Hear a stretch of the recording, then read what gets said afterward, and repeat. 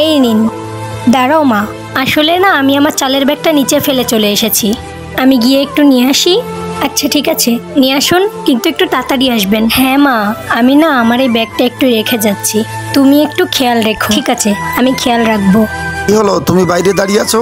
তুমি বলো, টাকা জোগাড় হলো কোথা থেকে? বিপদের দিনে যাদেরকে আমি সঙ্গ দিয়েছিলাম, আজ তারাই আমার মুখের উপর দরজা বন্ধ করে দিল। আর এদিকে আমাদের বাচ্চা হসপিটালে বেঁচে থাকার জন্য লড়াই করছে। এবার বলবে যে চালটা নিয়ে তুমি কেন বাইরে দাঁড়িয়েছিলে? আসলে একজন মহিলা এসেছিল। ঈশিতা, ঈশিতা তাড়াতাড়ি বাইরে এসো। কি হয়েছে রাহুল? আমি একটু আগে সিকিউরিটি গার্ডের কাছে গেছিলাম, ও আমাদের বাড়ি মহিলাকে আসতে দেখেছে না যেতে দেখেছে। এই ব্যাগের মধ্যে তো ভর্তি টাকা। আমার এটা মনে হচ্ছে এটা ভগবানের কোনো ইশারা। হ্যাঁ ঈশিতা, তুমি ঠিক বলেছো। উনি হয়তো ভগবানের কোনো একটা রূপ ছিল, যিনি আমাদের সাহায্য করার জন্য এখানে এসেছিল। এক কাজ করি, আমরা এই টাকাগুলো নিয়ে হসপিটালে যাই, আমরা আমাদের বাচ্চাকে বাঁচাবোই। ঠিক আছে, এরপর কি হলো তা জানতে হলে কমেন্টে পার্ট 2 লিখে যাও।